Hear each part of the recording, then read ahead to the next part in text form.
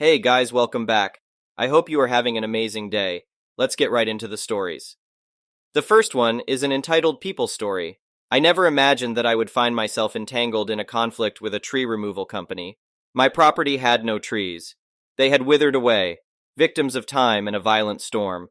Instead, I had transformed that space into a vibrant rose garden, which held a special place in my heart. Little did I know that the actions of a neglectful neighbor and an unscrupulous company would threaten the serenity of my home. It all began when my neighbor decided to enlist the services of a tree removal company to rid his yard of dead trees. Their presence shouldn't have affected me, or so I believed. But fate had other plans. Returning home from a grueling day at work, I was greeted by an unwelcome sight: a truck blocking my driveway, while large tree remnants obstructed my path. Annoyed and exhausted, I confronted the person in charge, demanding access to my own property. His explanation about needing space for the fallen debris barely pacified me, but I relented, agreeing to a compromise. He promised to inform me once they were finished for the day. Hoping the issue would resolve itself, I resigned to letting the matter go. Unfortunately, the man never returned as promised. Frustrated, I ventured outside to discover that the workers had left for the day, leaving my driveway still occupied. My anger surged, realizing they would return the following day.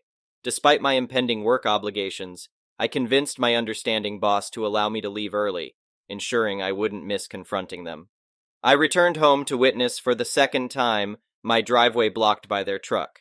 This time, both men I had spoken to previously were present, and I refused to maintain a facade of civility. Assertively, I voiced my grievances, reminding them that they were encroaching upon my property and obstructing my daily routine. Their flimsy justifications fell on deaf ears. I threatened to involve the authorities if they persisted. Although it seemed extreme, after 3 consecutive days of trespassing and driveway blockages, I felt it was the only course of action to protect my rights. Rushing back from work the next day, I found the tree removal team gone, but my yard was in ruins. The rose bushes, a cherished part of my home, had been mercilessly destroyed by falling tree fragments. All but a few had perished, leaving me devastated. To compound the misery, my driveway was blanketed in a layer of sawdust, evidence of the crew's negligence in cleaning up after themselves. Their regard for my side of the property was non-existent, as they had focused solely on my neighbor's pristine area. Despite my inclination to approach my neighbor, their absence left me without recourse. They had paid in advance for the work and were now blissfully unaware of the havoc wreaked upon my property. When I contacted the tree removal company, they callously dismissed my concerns, arguing that I had no right to complain since I hadn't hired them. Feeling helpless and frustrated, I found myself at a loss for how to proceed. Following the advice of my homeowner's insurance representative, I filed a police report, meticulously documenting every interaction and emphasizing the destruction of my cherished rose bushes caused by falling logs. I hoped that justice would prevail. The following day, a truck arrived to remove the logs and clean up the debris that had plagued my driveway. However, it became evident that I would not receive any compensation for my ruined rose garden. The cost of pursuing legal action against the company or my neighbor seemed prohibitive, leading me to reluctantly accept my losses. As long as my property was no longer violated, I chose to find solace in that victory. I fervently prayed to never encounter that tree removal company near my home again, knowing that I wouldn't hesitate to involve the police immediately, without waiting 3 agonizing days to take action against trespassers. The next one is a pro-revenge story. I worked at a fairly well-known restaurant in a small northern New England city as an assistant manager. The owners were very successful restaurateurs with several thriving non-chain establishments and spent maybe a day or 2 a month at our location. The rest of the time, there was a general manager in charge. We'll call her Jan. Jan was about as type A as they come. She was a middle-aged woman, beautiful and petite, and she always looked put together and polished.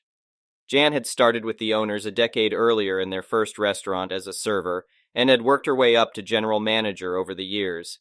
At first, I just thought she had extremely high standards, which I respected. I have high standards as well and take pride in my work. I had been impressed by how the kitchens were spotless, the staff immaculate, like running a white-gloved hand under the back of the oven and it comes back white kinda clean, and the food always top quality.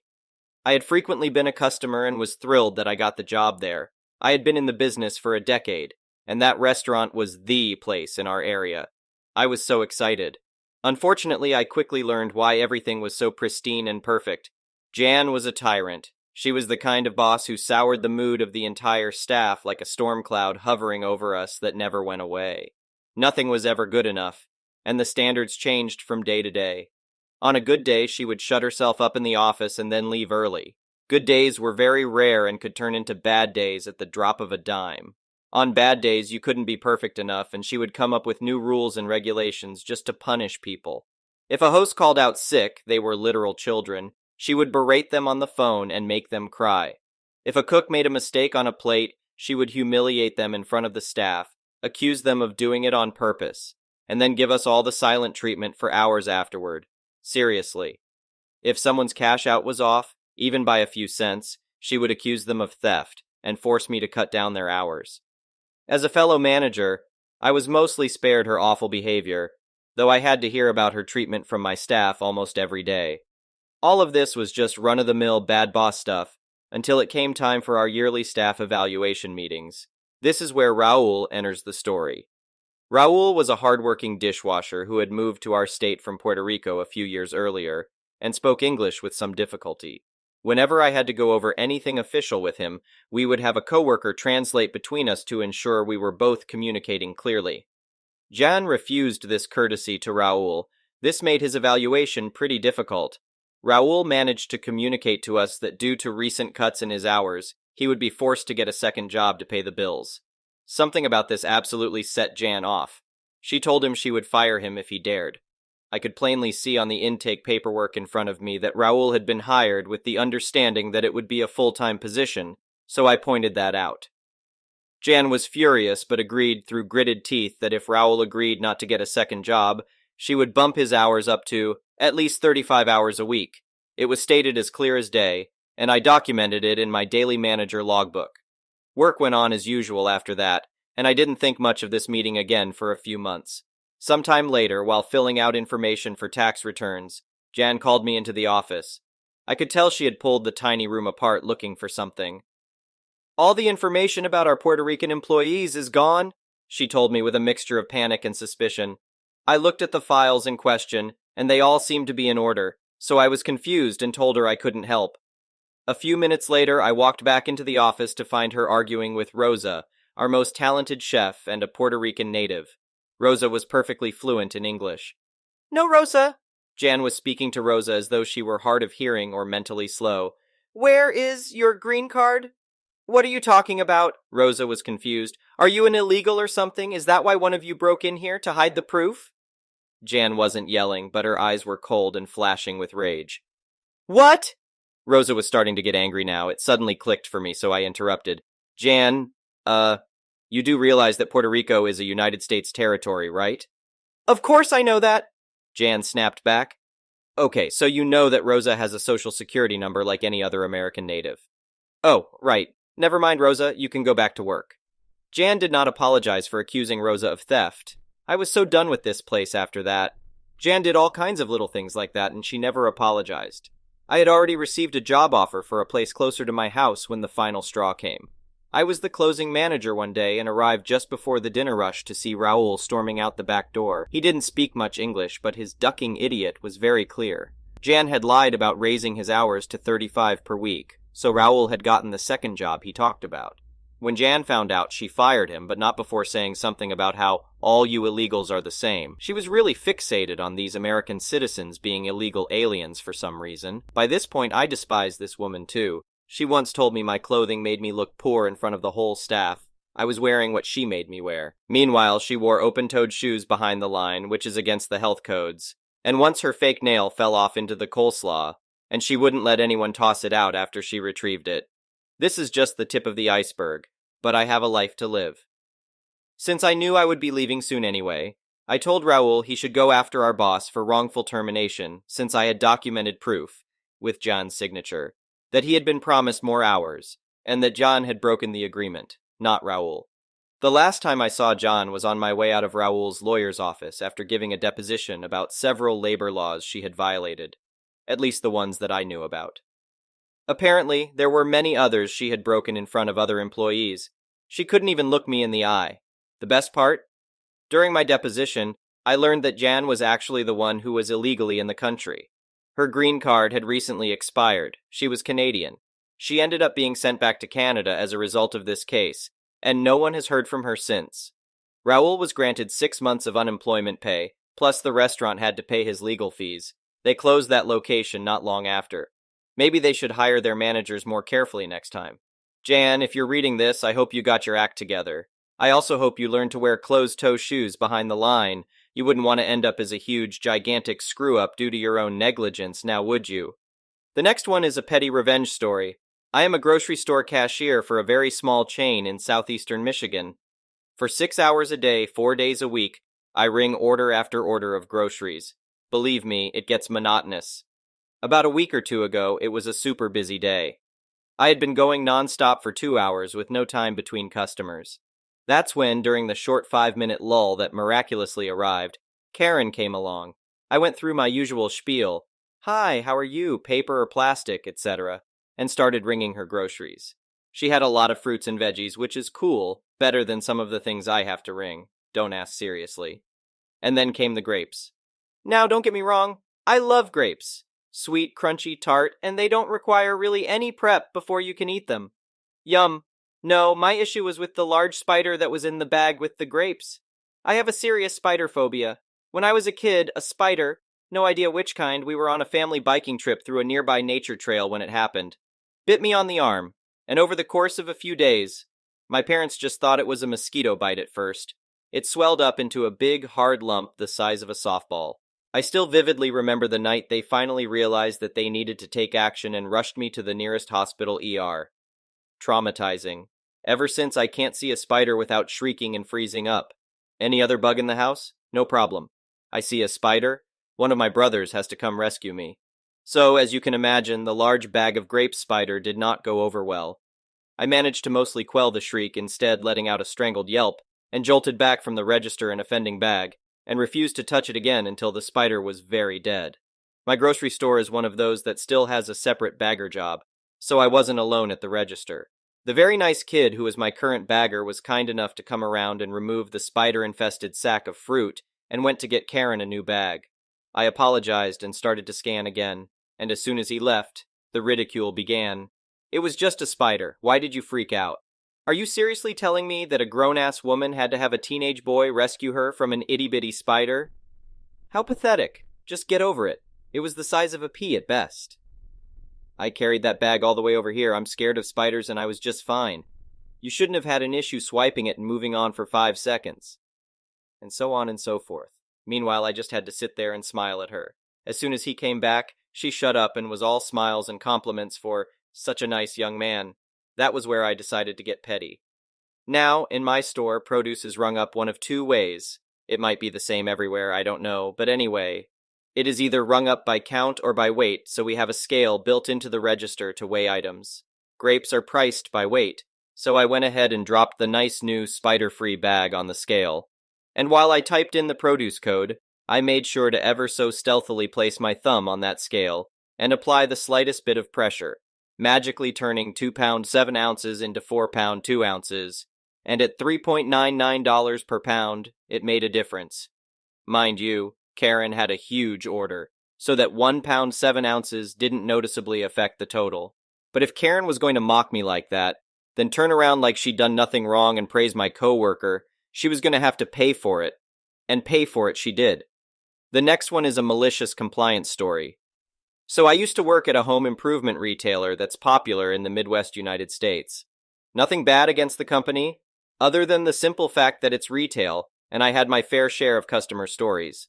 But today, this story is about my assistant manager at the time. At the time of this story, I was working as a morning stalker with 2 other guys, and despite only being with the company store for 6 months, I was their senior in seniority. The older gentleman, who was the downstalker, took excess product on the top shelf and put it on the store shelves, was a retired aviation engineer who just got bored of retirement and wanted something active. Kind of important to note. Our department manager, who was my first and absolute best manager, had a policy, a rule, call it what you will, where us stalkers would put away the heavy bulk items that could be taken off the pallets and thrown onto the shelves without unwrapping anything. Think pet food, cat litter, 5-gallon, 20-liter, buckets of paint, etc. Yes, I know, weird combo, but that was what our department did, paint and grocery. And we would work through the bulk items, working our way down to the smaller items, until we got to the smallest items, like theater box candy. One morning we came into work on this particularly fine Friday morning where the manager had the day off, and it was the assistant manager for that morning as well as the whole weekend. Managers alternated working on weekends, a reason I refused a management position. And it was this day that she felt she needed to up her game or something because she told us in the morning note to us stalkers that we needed to work on the smaller items first and work our way up to the larger items. We all exchanged looks and knew this was a bad idea, so I told them to just do the normal stuff, and I'd ask her when she came in an hour and a half later at 6:30 a.m. She came in, and fortunately for us, the other stalker and I had finished our respective pallets, while the downstalker was just working the usual rounds, walking up and down the ladder. I asked her if she really wanted to proceed with this line of process, as there were 10 pallets in the receiving area for our department, and 6 of them were bulk items we could have done in less than an hour. One of the reasons we stalkers did the bulk items, as our manager would jokingly put it, was that he didn't want the sales team to smell like crap, which makes sense if you ask me because I've smelled myself on the way home after working bulk freight all day, but I digress. But she was adamant that we did the small piddly stuff so the sales team could focus on making sales and other more important tasks. One thing I failed to mention is that it was thunderstorming this Friday, which is a good day to me as I might as well live in Seattle or other places where it rains a lot. This caused sales to drop dramatically at our store, given its location in our city, as only contractors don't give a hoot about weather. Without skipping a beat, the other stalker and I nodded our heads, and when the assistant manager wasn't looking, I grabbed the note she left for us from the recycling box we had to use for later, as I knew where this was going after how the day was going. To make an already long story not so long, the story repeated itself on Saturday. But rather than do a couple of bulk items in the hour and a half we had before the assistant manager came in, we complied and did the small items like candy, off-the-shelf meds like aspirin, and other small pain-in-the-ass items. We got maybe 7 pallets of freight out on Friday, 4 of them being bulk.